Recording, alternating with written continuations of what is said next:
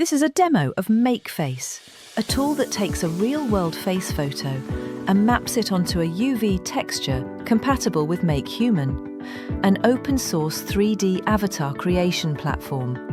The tool automatically detects facial landmarks from a photograph, warps the face to match a standardized UV layout, and applies a feathering algorithm to blend the edges naturally. Tools that can do this kind of face mapping are rarely accessible to the public, especially not for free. But this project changes that.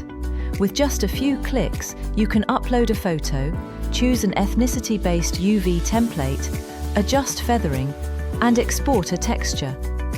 The interface is clean, intuitive, and fast, making it ideal for rapid prototyping, XR development, and educational use. A few features are still in progress. These include improved skin tone matching, gender-specific UV templates, and the automatic generation of a .mhmat material file.